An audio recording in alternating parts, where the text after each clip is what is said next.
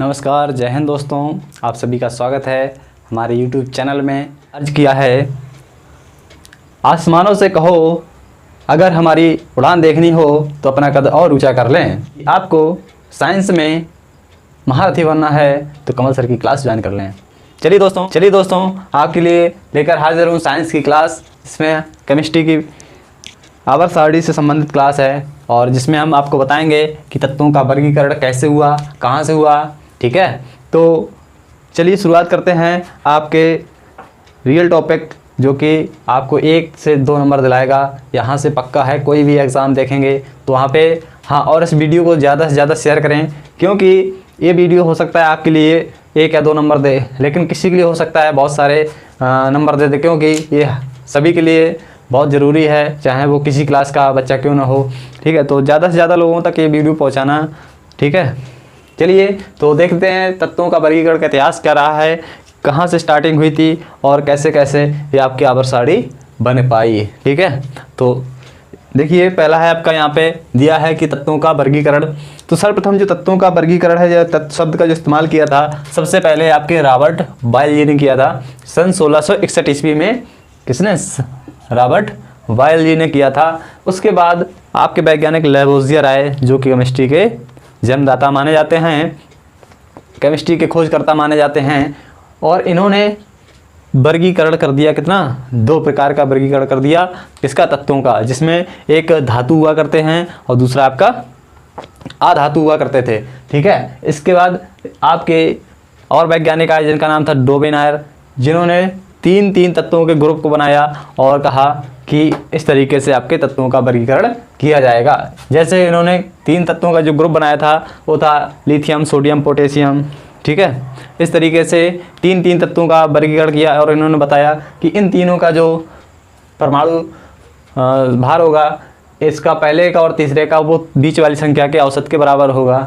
ठीक है, लेकिन ये भी अपनी जगह पे फेल हो गए। इसके बाद वैज्ञानिक है न्यूलैंड अस्टक जी, जिन्होंने तत्वों के वर्गीकरण को समझाया कि तत्वों का वर्गीकरण उनके भार के अकॉर्डिंग करना होता है, और बताया कि यदि पहले तत्व का गुण आगे बढ़ते जाएं, भार के अनुसार उनको लगाते जाएं, तो पहले तत्व का गुण उसके 8वें तत्व के गुण के साथ हो जाता है, यानी समान हो जाता था।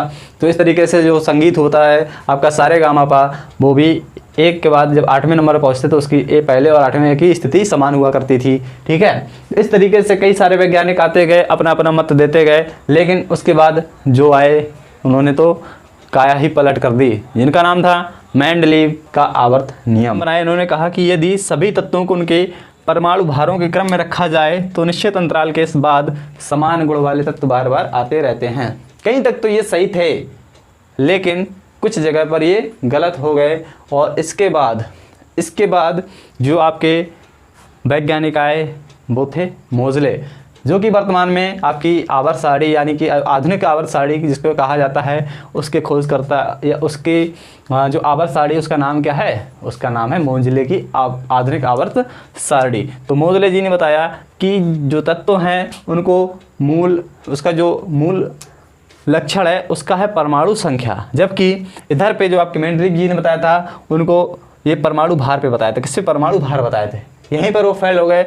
और इसको सही किसने किया? इसको सही किया आपके मोज़ले जी ने। और इन्होंने परमाणु भार ना करके किस पर? परमाणु संख्या पर पूरा, यानी परमाणु क्रमांक भी इसको कहा जाता है। इसी को क्या कहा जाता है? परमाणु क्रमांक, यानी एटॉमिक नंबर भी बोला जाता है। इस पर आधारित पूरी की पूरी आवर्त सारणी को बना डाला, जिसे हम आधुनिक आवर्त सारणी के नाम से जानते हैं। तो दोस्तों आप ये समझ चुके हैं कि आधुनिक आवर्त सारणी कैसे बन पाई, कितने लोगों ने सहयोग किया, कितने वैज्ञानिक आए बीच में। तो इस तरीके से आप जो वर्तमान में आधुनिक आवर्त सारणी पढ़ रहे हैं वो आपकी मेंडलीव की आवर्त सारणी के बाद जो आई उसको मोज़ले की आवर्त सारणी बोलते हैं। इसी को आधुनिक आवर्त सारणी के नाम से जाना जाता है, जिसमें किसको वरीयता दी गई है? परमाणु की संख्या की वरीयता दी गई, ना कि परमाणु भार की। ठीक है, चलिए इतनी सी चीज़ें आप पुनः रिवाइज कर लीजिए कि आपको बताया कि सबसे पहले जो तत्वों का वर्गीकरण है किसने यूज किया शब्द? ये किया तत्व शब्द आपका सन 1661 ईस्वी में रॉबर्ट बायल जी ने, उसके बाद आपका लेवोजियर ने धातु और अधातु के रूप में यूज किया दो शब्दों में। इसके बाद आपके डोवेनाइट तरजिया, इन्होंने 3-3 का ग्रुप बनाया और कहा कि इनके जो पहले और अंतिम तत्व हैं इनका परमाणु भार बीच वाले तत्व के औसत के बराबर होगा। अगले बार फिर इसके बाद आगे आए न्यूलैंड स्टक, इन्होंने 8-8 का जोड़ा बनाया और कहा कि पहले तत्व के बाद जो 8वां तत्व होगा उसके गुण सेम होंगे। ठीक, इसके बाद आपके मेंडलीव का आवर्त नियम, इन्होंने बताया कि जो आपके परमाणु भार हैं उनके आधार पर यदि रखा जाए सभी तत्वों को तो इनका बार बार क्या होगा, रिपीटिशन होगा, एक निश्चित अंतराल के बाद इनका रिपीटिशन होगा, जो कि फेल्ड हो चुके हैं ये सारे के सारे वैज्ञानिक। इसके बाद आपके जो वैज्ञानिक आते हैं वो हैं आपके मोजले। ठीक है, तो इनकी आवर्त सारणी आज भी आपके सिलेबस में चल रही है, आपको पढ़ाई जा रही है। ठीक है, तो चलिए इसके आगे बात करते हैं, आधुनिक आवर्त सारणी के बारे में जानते हैं। आवर्त सारणी को आगे देखते हैं। आपकी जो आधुनिक आवर्त सारणी है इसमें जो वर्गीकरण किया गया है, इसमें तत्वों का वर्गीकरण आवर्त और वर्ग के अनुसार किया गया है। तो सबसे पहले हम जान लेते हैं वर्ग क्या होते हैं, आवर्त क्या होते हैं, आवर्त के अकॉर्डिंग। इसके बाद फिर हम चलते हैं वर्ग पर। ठीक है, तो देखिए सबसे पहले देखते हैं आवर्त होते क्या हैं। तो आवर्त जो आपकी आधुनिक आवर्त सारणी, इसमें क्षैतिज रेखाओं को आवर्त कहा जाता है। जैसे कि आप ये आवर्त सारणी देख रहे हैं, इसमें ये जो लाइन है ऐसे और ऐसे करके इस तरीके से जो लाइन, तो आवर्तों की कुल जो संख्या है वो 7 होती है। कितनी होती है? आवर्तों की कुल संख्या 7 होती है, हमेशा याद रखें। और ये मोस्ट इम्पोर्टेंट क्वेश्चन है आपका कि आपके आवर्त कितने होते हैं। आपके आवर्तों की संख्या होती है 7। आपको ऑप्शन में देगा 7, 11, 18 और 21। ठीक है, ये आपको देगा। ठीक है, यहाँ पे 8 भी दे सकता है, कितना 8 भी दे सकता है ऑप्शन। इस तरीके से आपको ऑप्शन देगा, क्योंकि वो जानता है कि बच्चे आवर्त और वर्ग में कन्फ्यूज होते हैं, इसलिए 7 और 18 दोनों देगा। लेकिन आपको याद रखना है आवर्त तो 7 ही होते हैं। कितने? 7 ही होते हैं। ठीक है, तो इन आवर्तों के बारे में जान लेते हैं कि आवर्त 7 होते हैं, कैसे आवर्त होते हैं, किसमें कितनी क्षमता है। तो आवर्त में होता है क्या है, तत्वों को रखा जाता है। इनका एक प्रकार से घर है, जैसे तुम्हारा घर है, तुम्हारे घर में कितने कमरे हैं, एक कमरे में कितने लोग रह सकते हैं, इस तरीके से इसको बांटा गया है। तो पहला जो आवर्त है इसमें सबसे छोटा आवर्त है। कैसा? लॉन्ग, आपके जो सबसे जो पहला आवर्त है इसको फर्स्ट आवर्त में इसको कहा जाता है शॉर्टेस्ट आवर्त। क्या कहते हैं? शॉर्टेस्ट आवर्त या लघुत्तम आवर्त कहते हैं। और इसमें आपके 2 तत्व रखे गए हैं। कौन कौन से? एक रखा गया आपका हाइड्रोजन, दूसरा रखा है हीलियम। ठीक है, देख रहे हैं आप लोग यहाँ पे, एक यहाँ पे हाइड्रोजन, दूसरा की हीलियम। ये सबसे छोटा शॉर्टेस्ट आवर्त है। ठीक है, दूसरा पॉइंट है आपका सेकंड एंड थर्ड आवर्त की बात करें तो इसको लघु आवर्त कहते हैं। इसमें आपके कितने तत्व रह सकते हैं? इसमें आपके 8 तत्व रह सकते हैं, 2 यहाँ पर और 6 यहाँ पर। ठीक है, 2 आपके यहाँ पर और 6 यहाँ पर। ठीक है, अभी आपको हम ग्रुप वाइज बताएंगे कि एसपीडीएफ आपके जो ब्लॉक हैं उनको हम कैसे जो तो इसके आगे बांटेंगे, तो ये आगे की बात होगी। पहले हम यहाँ पे आवर्त को जानते हैं। तो यहाँ पे सेकंड और थर्ड आवर्त को शॉर्ट आवर्त कहा जाता है, या शॉर्ट या लघु आवर्त कहा जाता है। ठीक है, तो और इसमें अगर तत्वों की बात करें तो इसमें तत्व रखे जा सकते हैं 8 और 8। यहाँ पे देख रहे हैं दूसरा और तीसरे जो तत्व हैं आवर्त हैं, इसमें 2 यहाँ पे 2 यहाँ पे रखे, बाकी 6 आपके यहाँ पे रखे हैं। तो टोटल आपके 8 तत्व इसमें रखे जा सकते हैं। पहले वाले में 2 और दूसरे और तीसरे वाले में 8। ये भूलना नहीं है, बहुत इंपॉर्टेंट है। आपका यहाँ से क्वेश्चन बनता है, 100% बनता है कि आपके सेकंड और थर्ड में कितने तत्व रखे जा सकते हैं, है ना। तो कितने 8 तत्व रखे जा सकते हैं। ठीक है, तो चलते हैं आगे कहता है कि चौथे और 5वें आवर्त में कितने तत्व और इसको क्या कहते हैं। ठीक है, तो आवर्त के नाम से भी हमें याद रखना है, इसके तत्व से भी याद रखना है। तो जो 5वां और चौथा है इसको कहते हैं दीर्घ आवर्त, इसको कहते हैं लॉन्ग आवर्त। ठीक है, कहेंगे लॉन्ग पीरियड भी बोलते हैं, और या आपको क्या कह सकते हैं हिंदी में दीर्घ आवर्त। तो 5वें और चौथे और 5वें में आपको दीर्घ आवर्त कहा जाता है। लेकिन इसमें आप देखेंगे यहाँ पे जो तत्वों की संख्या है बढ़ जाती है, 18 रख सकते हैं। यानी कि यहाँ तक तो बहुत छोटा था, लेकिन यहाँ से आप देख रहे हैं पूरी सारणी भर चुकी है। और टोटल कुल जो संख्या है तत्वों की आपकी कितनी हो गई है? 18। यानी जितने आपके वर्ग हैं टोटल पूरे वर्गों के बराबर हो गई है। यानी कि चौथा और 5वां जो आपका आवर्त है इसमें जो तत्व हैं कितने रखे जा सकते हैं? 18 तत्व आपके रखे जा सकते हैं। बहुत आसानी है, याद रख लें कैसे 18 तत्व रखे जाते हैं, किसमें? चौथे और 5वें में। अब बात करते हैं छठे आवर्त की। ठीक है, तो छठे आवर्त को सबसे बड़ा आवर्त कहा जाता है। इसको लॉन्गेस्ट पीरियड भी कहते हैं, या फिर कहते हैं दीर्घतम आवर्त। ठीक है, तो इस आवर्त को दीर्घतम क्यों कहा जाता है? क्योंकि इसमें सबसे ज़्यादा इसमें सबसे ज़्यादा आपके तत्व रखे जाते हैं जो कि कितने हैं 32, ठीक, कितने हैं 32, है ना। यहाँ पे कुछ अलग से लाइनें दो दिख रही हैं आपको, ठीक, जिनको लैंथेनाइट और एक्टिनाइट कहा जाता है, और यही तत्वों की संख्या को बढ़ा देते हैं, ठीक है, क्योंकि यहाँ तो 18 ही वर्ग हैं, 18 के बाद आप कहाँ रखेंगे, तो इनको लैंथेनाइट और एक्टिनाइट में बदल दिया जाता है और यहाँ बाहर इनको रख दिया जाता है, ठीक। तो आगे इसके बारे में बताएंगे डिटेल से, ठीक है, लेकिन अभी इसका बेसिक जानते हैं। अगला है आपका 7th या 7वां आवर्त, तो इसको कहते हैं अनकम्प्लीट आवर्त कहते हैं, यानी जो अनकम्प्लीट है, ये जो क्षमता है ओनली 20 तत्वों को रखने की क्षमता है, इसमें मात्र 20 तत्व रख सकते हैं, ठीक है। अब अगर हम यहाँ पे टोटल तत्वों को जोड़ लें तो आपका 2, 8, 8, 16, ठीक है, और 18 दूनी 36, और यहाँ पे 32 और 20, ठीक है। अगर सबको जोड़ेंगे 6, 6, 12, 4, यहाँ पर तत्वों की संख्या 106 आ रही है, लेकिन वर्तमान में लगभग माने जाते हैं 112 तत्वों की खोज की जा चुकी है, और अभी जो 7वां आवर्त है उसको इनकम्प्लीट रखा गया है, जो कि इसमें जितने भी नए तत्वों की खोज होगी उनको रखा जाएगा, ठीक है। तो 7वां आवर्त इसीलिए अनकम्प्लीट रहता है, इसमें 118 तत्व दिए गए हैं, ठीक है। और जो आधुनिक आवर्त सारणी और भी है उसमें आपका यहाँ पे खाली दिया गया है, क्यों, क्योंकि यहाँ पे जो है नए तत्वों को रखने के लिए जगह दी गई है। तो इस प्रकार आप जान गए होंगे कि आवर्त को कैसे हम याद रखें। जो आपका फिर से सुन लें, आवर्त आपके 7 होते हैं, याद रखें कितने होते हैं, 7 होते हैं, और क्षैतिज रेखाओं को कहते हैं, यानी कि जो आपकी बड़ी रेखाएं होती हैं इसको कहते हैं आवर्त, ठीक। तो पहला आवर्त होता है शॉर्टेस्ट होता है, यानी सबसे छोटा होता है, इसमें मात्र 2 तत्व रखे जा सकते हैं। इसके बाद जो दूसरा और तीसरा होता है इसको लघु आवर्त कहते हैं, और इसमें कितने 8 तत्व रखे जा सकते हैं। आपके चौथा और 5वां जो है उसमें उसको लॉन्ग पीरियड बोलते हैं, इसको कहते हैं इसको क्या कहते हैं, दीर्घ आवर्त कहते हैं। 18 तत्व रखे जा सकते हैं। आपका जो छठा है उसमें 32 तत्व रखे जाते हैं, उसको लॉन्गेस्ट पीरियड बोलते हैं। जो 7वां वो अधूरा है, ठीक है। तो इस तरीके से आप आवर्त के बारे में जान गए होंगे। चलिए आगे चलते हैं वर्ग में, अब देख लेते हैं वर्गों को, ठीक है। अभी तक हमने पढ़ा था आवर्त के बारे में, अब चलते हैं वर्ग के बारे में पढ़ते हैं, ठीक है। तो वर्ग, जैसे कि मैंने पहले बताया था, वर्ग आपके 18 होते हैं, तो वर्गों की कुल संख्या कितनी है, 18 है, और आवर्त करने थे 7 थे, ठीक है। तो आवर्त जो थे आपके ये क्षैतिज रेखा में थे, और जो वर्ग हैं आपके ऊर्ध्व रेखा में है, ठीक है। तो इनकी जो कुल संख्या है वो आपके 18 है, और इसमें जो वर्ग है उनको भी आवर्त तरीके से डिस्ट्रीब्यूट यानी बांटा गया है। जैसे इसमें पहले आवर्त को शॉर्टेस्ट कहा गया था, ठीक है, और दूसरे तीसरे को लघु कहा गया था, ठीक। इस तरीके से यहाँ पे जो फर्स्ट है, आप देख रहे हैं फर्स्ट है सेकंड है, इस तरीके से ए और बी में बांटा गया है। ए कितने फर्स्ट है सेकंड है, इसके बाद आपका यहाँ पे कितने 7A तक है। इसके बाद आप बी यहाँ से देख रहे होंगे, थर्ड बी, ठीक, फिर फोर्थ, फिफ्थ, सेकंड, इस तरीके से आप देख रहे होंगे।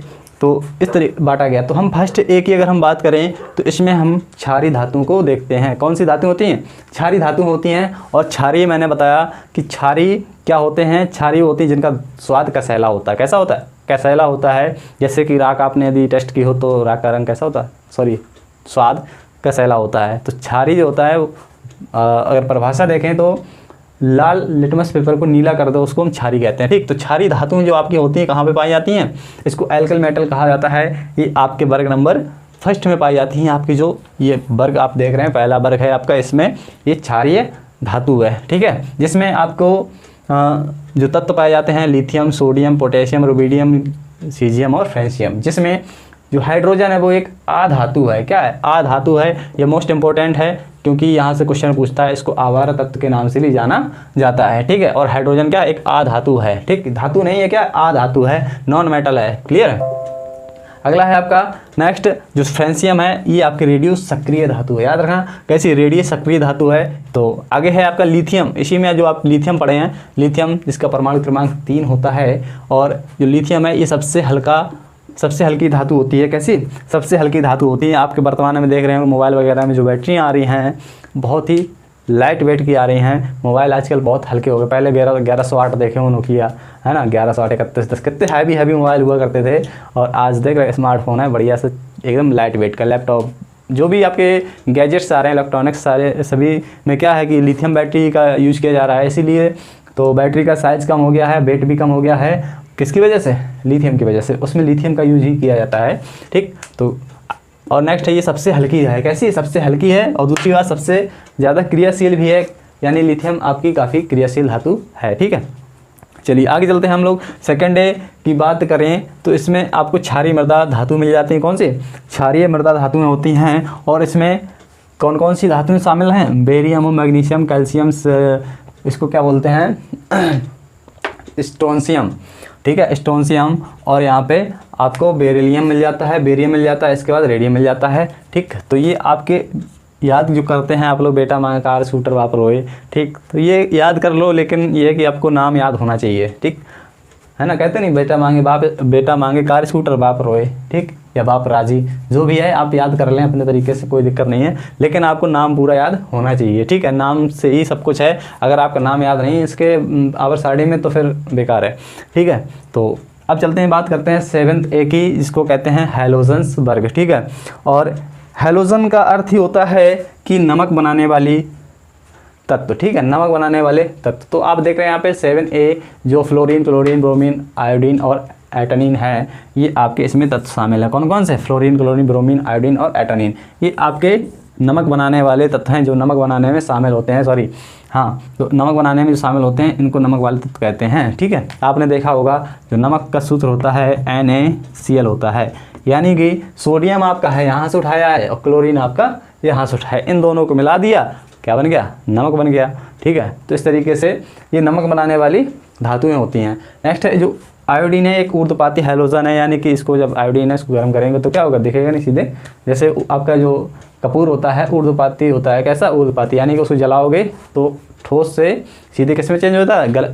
गैस से बन जाएगा, द्रव में नहीं आएगा, ठीक है। तो जो डायरेक्ट जो तो ठोस से दूसरी अवस्था में चेंज होता है। जैसे आपका जो नमक है आपने देखा होगा, उसको अगर नमी पहुंच जाए तो गैस में नहीं बदलता, किसमें? पानी में बदल जाता है। तो जो तीन जो तो पदार्थ की अवस्थाएँ होती हैं, ठोस, द्रव, गैस, है ना, ठोस, द्रव और गैस। तो जिसमें यदि ठोस है तो सीधा डायरेक्ट गैस में बदल जाए, या द्रव है तो ठोस में बदल जाए, जो तीसरी क्रिया को फॉलो ना करे, ठीक, तो आपके ऊर्ध्वपाती कहलाते हैं।